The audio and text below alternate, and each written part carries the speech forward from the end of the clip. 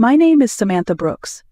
I'm 29 years old, and just a few months ago, I did something I never thought I'd be able to do. I bought my first apartment. Not rented, not borrowed, bought in full. After 6 long years of relentless work, skipped vacations, second jobs, and a savings account that I guarded like a fortress, I finally stood in the center of a 2-bedroom apartment that was mine. Not too big, not too small, just right.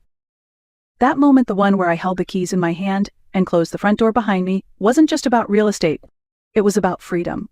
It was about the kind of peace that only comes when you know you've built something for yourself by yourself.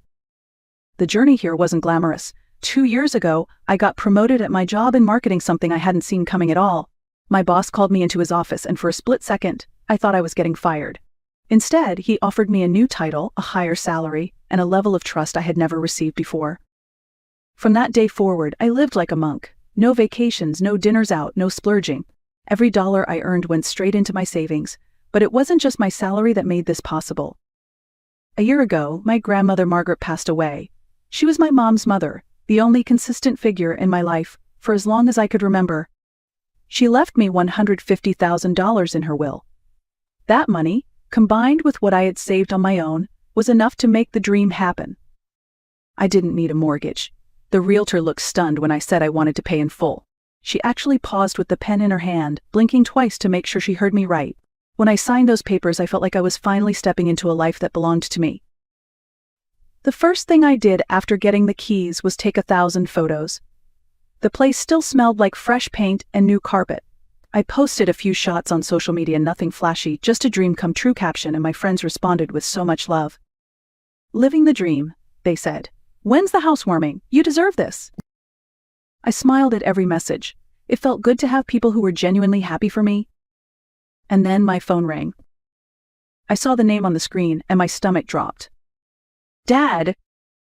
It had been a long time since I'd heard from him. Not because of any one fight, but because some silences in life are louder than arguments. "Hey, Samantha," he said. His voice was dry, like he was reading from a script. "Come over for lunch this Saturday. We need to talk." That's all he said. Just like that, the old weight returned. The kind that no amount of money or square footage could ever truly erase. When I was 9 years old, my mom died of cancer.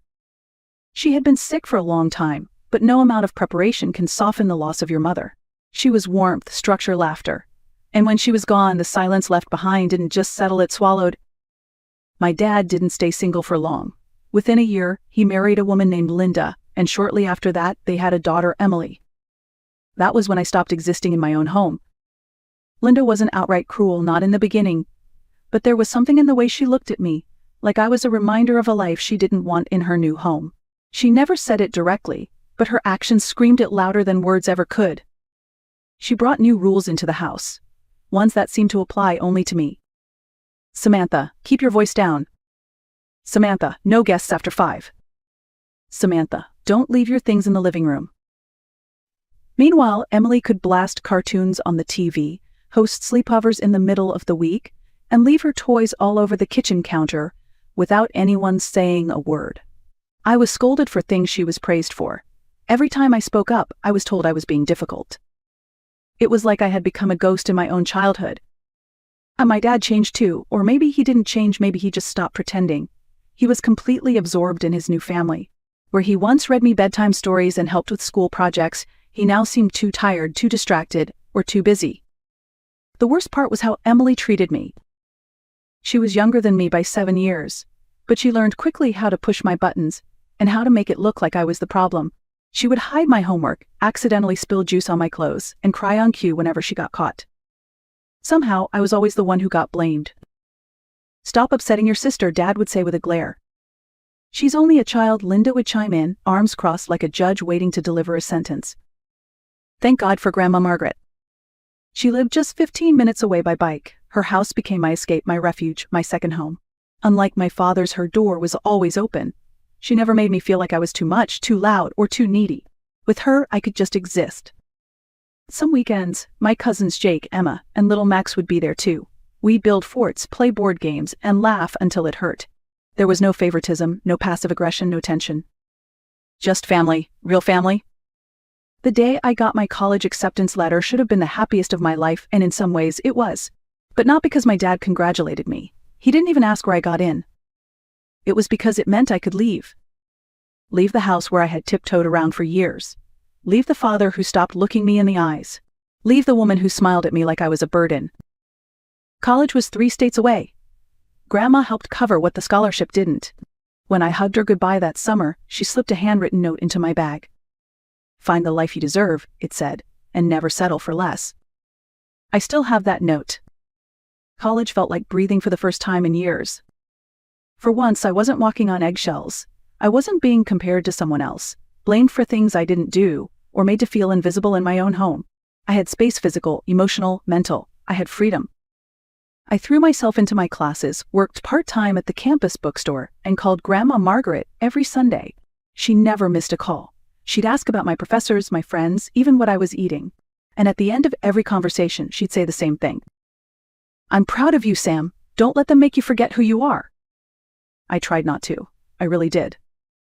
After graduation, I got a job offer I couldn't turn down from a mid-size marketing firm back in my home state. It wasn't ideal, going back to where everything had gone wrong. But the position was a stepping stone, and the pay was decent for a recent grad. I figured I could crash at my dad's place for a few weeks just until I got on my feet. I should have known better. When I called to ask, it was Linda who answered. "Oh, we gave your room to Emily," she said, not even pretending to sound apologetic. "She needs the extra space for her music equipment. You understand, right?" My dad didn't even get on the phone. He let her speak for him, again. That moment, hearing those words, feeling that cold wall go up again, was a quiet confirmation of what I already knew. I was no longer welcome in that house. Maybe I never truly had been. I called Grandma, told her everything. She didn't ask questions. She just said, "Come home." And for a while I did. I stayed with her while I settled into my new job. Commuted from her house, helped her with groceries, watched old movies together on the couch. It was peaceful, comforting. It was the last time in my life I ever felt truly taken care of by someone who didn't want anything in return. A few months into my new job, I managed to find a small apartment close to the office. It wasn't much, just a studio with peeling paint and a stubborn heater, but it was mine. It was the first space I could call my own since I was a child. I worked hard, kept my head down, and slowly started to rebuild. And all the while, Grandma Margaret remained my anchor. We talked every week. She sent me home-cooked meals when I was sick. She slipped gas money into my purse when I visited. She never once made me feel like a burden. Then, almost exactly a year ago, she passed away. It was sudden, a stroke in her sleep. One moment she was reminding me to eat breakfast, and the next, she was gone. The funeral was quiet, just family. I stood between my cousins Jake and Emma, holding their hands so tight my knuckles turned white. When her will was read a few weeks later, no one was surprised that she left her house to my aunt and cousins. They'd always lived nearby, and they'd helped take care of it in her later years. What did surprise people was what she left to me. A check for $150,000. For Samantha, the letter said, handwritten in her familiar cursive. "The granddaughter who reminds me most of her mother. Use this to build your future and never let anyone take it from you." I wept reading it, not for the money, but for the love behind it, the clarity, the knowing. With that money, combined with the savings I'd scraped together, I bought my dream apartment. A 2-bedroom with tall windows, hardwood floors, and sunlight that filled every corner. No loans, no co-signers, just me. It was more than an apartment. It was a line in the sand. This was mine, my life, my future. And no one, not even my family, was going to take it away from me. The Saturday after that phone call, I drove to my dad's house with a knot in my stomach. It had been years since I'd really been there. The neighborhood looked the same. The lawn was perfectly trimmed. The curtains were drawn tight. Nothing ever changed in that house, except maybe how cold it felt. I rang the doorbell, already bracing myself. Dad answered. No smile, no hug, just come in. Inside, Linda sat perched in her favorite armchair, legs crossed, her posture stiff like royalty. Emily was slouched on the couch, scrolling on her phone, not even acknowledging me. "Sit," Dad said, gesturing to the lone chair across from them, like I was about to be interviewed. I sat. The air felt thick. "Amy has graduated high school," Dad began, as though I hadn't read it on Facebook. "She's enrolling in college nearby." I nodded once. "That's nice." There was a pause. Then came the real reason for this invitation. She'll need a place to stay, he continued. And your apartment, it's close to campus. I felt the shift before the words came. I leaned forward slightly, confused. You mean as a roommate? Dad shook his head. No, we want you to give her the apartment. The silence was deafening. Give her, I repeated, sure I had misheard. Yes, Linda chimed in. You live there alone. That space is far too much for one person. Emily could use that stability while she studies. I looked at them both. They weren't joking. They actually believed this was a reasonable ask. I laughed short and sharp. I worked for 6 years to afford that apartment. I bought it outright with my savings and Grandma's inheritance. Dad's voice dropped cold. That money wasn't really yours, Samantha. Your grandmother gave it to you. You didn't earn it. Something inside me snapped. She gave it to me, I said, my voice shaking, because she knew no one else in this family ever would. She gave it to me because she actually saw me. Emily finally looked up, tears already welling in her eyes. You're so mean, she whispered. You've always hated me. I stood. My heart was pounding. You all erased me the minute Mom died, I said. And now you want to erase the one thing I've built for myself. No. Dad stood too. Then you're no longer in this family's will. No money, no name, nothing. I looked him in the eyes. You already took my childhood. You don't get to take my future too. I turned and walked toward the door. Behind me, Emily sobbed louder and Linda muttered something about selfishness. I didn't care. Let them talk. Let them throw their tantrums. They weren't getting a single square inch of my home. Not now. Oh. Not ever. A week later, I hosted my housewarming party. The apartment came alive with warmth and laughter. My coworkers brought wine, my college friends showed up with snacks, and my cousins Jake, Emma, and Max filled the space with the kind of energy I'd always associated with family. Real family. For the first time in a long while, I didn't feel like I was performing. I wasn't shrinking myself to fit someone else's expectations. I wasn't waiting to be insulted or overlooked. I was home. Late into the evening, I was in the kitchen grabbing ice when Jake walked in. He was unusually quiet, serious even. Hey, he said, pulling me aside. I need to show you something. He handed me his phone. I was at Lorenzo's last night with some friends. Look who I saw.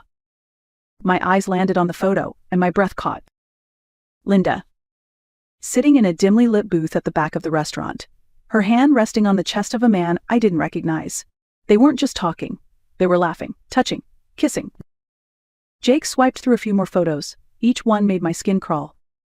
Her hand in his, him feeding her dessert, her head on his shoulder. Who is he? I asked, though part of me already knew. Robert Mitchell, Jake said. He's worked at the same insurance company as Linda for over 20 years. I checked. That name hit like a hammer to the chest. It sounded familiar because I'd heard Linda mention it growing up. A coworker. Someone she went on work trips with. Someone she was always texting when Dad wasn't home. I opened Facebook and typed in his name. His profile popped up instantly. Public photos. Dozens of them. Company retreats. Holiday parties. Casual lunches. And Linda always nearby. Sometimes in the background, sometimes right beside him. In some pictures they looked like any long-term couple would, relaxed, synchronized, intertwined. And then I saw it. A photo from 15 years ago. The caption read, "Perfect Sunday in the park." A woman sat beside Robert on a bench, wearing a red dress. Her face was turned, but I knew that dress. Linda still had it. I had seen her wear it the year she married my father. I stared at the image, bile rising in my throat. It wasn't just a fling. It wasn't recent. It had been going on for decades. I pulled up a recent photo of Emily on my phone and held it next to Robert's profile picture. The resemblance was undeniable. Same sharp nose, same tilt of the eyes, same faint dimple on the left cheek. Emily had never looked like my father. But now it all made sense. All the special treatment, all the overprotection, all the coldness toward me, the daughter who reminded them of a woman they wanted to forget. I sat there long after the guests left. The apartment that had felt so full just an hour ago now sat in heavy silence. I stared at Robert's face, then at Emily's. For 20 years, my dad had raised a child who probably wasn't even his. And the woman who had demanded I give up my apartment, she had built her entire life on a lie. The irony was almost poetic. But I didn't feel triumphant. I felt tired. Tired of the secrets. Tired of the games. Tired of being told I owed loyalty to people who never once offered me honesty. Still, I knew one thing for sure. This wasn't over. Not yet. The next morning, my phone rang again. Dad. I let it ring. Then it rang again, and again. Then came the text, "We need to talk. Come by the house today." I didn't respond right away. I needed time to think, time to plan. By now, I had no doubt Emily wasn't my father's biological daughter. But I also knew saying it out loud, especially without proof, would only make things worse. They'd call me bitter, jealous, delusional. And so I stayed silent. For now. Now? When I finally agreed to visit later that week, I already knew what I was going to do. I packed a small Ziploc bag in my purse and reminded myself to breathe. They were waiting in the living room again, just like before. Linda sat prim and proper in her usual spot. Dad stood by the fireplace, arms crossed. His voice was sharp. "This selfishness of yours, it ends today," he said. "Either you sign the apartment over to your sister or I write you out of my will." Linda smirked like she'd already won. I put on my best mask of hesitation. I need to think about it," I whispered. Dad softened slightly. "Good, you take some time to remember what family means?" I nodded slowly. "Can I use the bathroom?" "Upstairs," he said, already turning away. I walked up, my heart pounding. But I didn't go into the bathroom. I went into Emily's room, my old room. Everything in it was pink and polished, like the perfect picture of the life I'd never been allowed to have. On her vanity was a hairbrush, thick with long, dark strands. With careful hands, I pulled out a few and sealed them in the bag. Then I slipped it into my coat pocket and flushed the toilet in the hall bathroom for good measure before heading back down. "Thanks," I said, smiling faintly as if nothing had happened. I walked out of that house knowing exactly what I needed to do next. If they wanted to play games with legacy and inheritance, fine. But I was done playing defense. I was ready to play smart. The DNA results came in 11 days later. I sat at my kitchen table, staring at the envelope for a long time before opening it. Even though I already knew the answer, seeing it confirmed in black and white made it real. Robert Mitchell was a 99.97% parental match. Emily was not my father's biological daughter. I felt nothing at first. No joy. No anger, just stillness. Like the last piece of a puzzle finally snapped into place after years of fumbling in the dark. I thought about mailing the results straight to my father, maybe even leaving them in an unmarked envelope on his doorstep. But that would have been too easy, too impersonal. Instead, I printed a copy and slipped it into a simple white folder. Then I sat down and wrote a note. "You once asked what I had done to deserve my apartment. Now ask yourself what you've done to deserve my silence. This silence ends today." No threats, no insults, just the truth. The kind of truth that doesn't scream, it simply stands and watches everything unravel. I mailed it to their house the next morning, tracked delivery, signature required. And then I turned off my phone. I didn't need to hear the excuses, the crying, the yelling. I didn't need a final confrontation to validate what I already knew. Some people don't deserve closure. They deserve consequences. The days that followed were strangely calm. I went to work, made dinner, went for walks.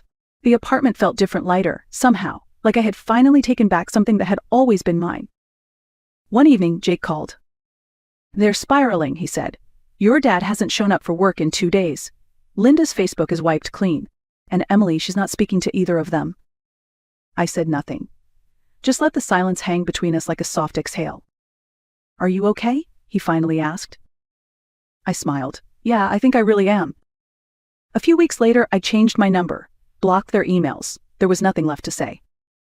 I kept the apartment, of course. I redecorated the guest room into an art studio and painted one wall with the words Grandma once wrote to me, "Find the life you deserve." And I did. Not out of vengeance, not out of spite, but because healing is also a kind of revenge. The kind that leaves no scars, only space to grow. When people ask me now if I still talk to my father, I just shake my head and say no. And if they ask why? Because sometimes silence is the loudest thing you can ever give to someone who once tried to take your voice. And I have no intention of whispering ever again. It's been almost a year since that chapter of my life finally closed. I still live in the same apartment, still walk past the same sunlit windows every morning. But it doesn't feel like just a place anymore. It feels like proof.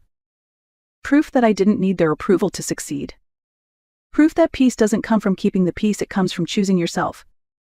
I've built something real here. My own routines. My own friends. My own joy. I host dinners in the fall, movie nights in the winter, and quiet mornings with coffee and a good book. There's laughter here. There's freedom. No one calls me selfish anymore. No one calls me at all, actually, and that's just fine. Some families are made of blood, others of love. I learned the difference the hard way, but I learned it. And every day, I live a little louder. A little bolder. A little more like the woman Grandma Margaret always believed I could become. If you're listening to this and you've ever been made to feel like you owed your life to people who didn't value you, know this. You don't. You are allowed to walk away. You are allowed to protect what you've built. You are allowed to begin again. Sometimes, the greatest revenge isn't destroying them, it's refusing to let them destroy you. Thank you for listening to my story. And if it touched something in you, if it reminded you of your own strength, your own worth, I hope you'll take a moment to like, share, or comment below. Your voice matters. And I hope, wherever you are, you never let anyone take it from you again.